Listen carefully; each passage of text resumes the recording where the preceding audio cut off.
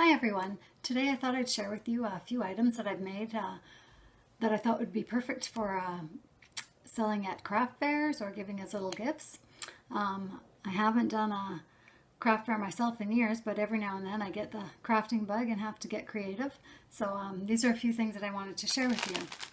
So one of the first ones I've done is those little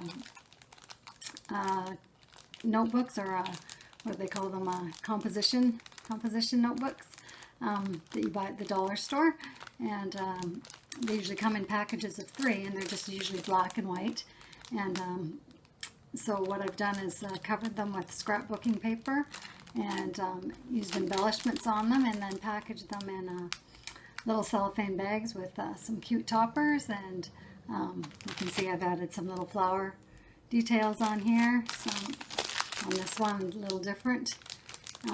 Yeah, you can just basically do whatever you like to embellish them. Added a little pen in there with them, and they're packaged up and they make really cool gifts. So that's one thing I wanted to share.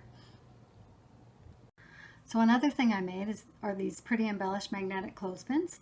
I saw them done by a really great crafter on YouTube who goes by the name of Scrapped World, and they're done by using everyday clothespins.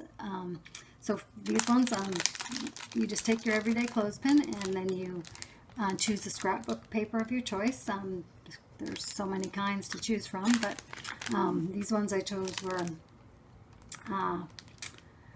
a chevron pattern here, and then this one is like a script pattern. And basically what you do is you take your clothespin and you cover them using I used a glue to put the scrapbooking paper on, and you do it on both. I did it on both sides. You probably don't have to do the back, but I chose to.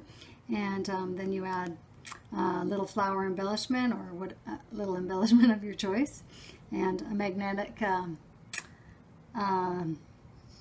what do you call that, magnetic strip to the back.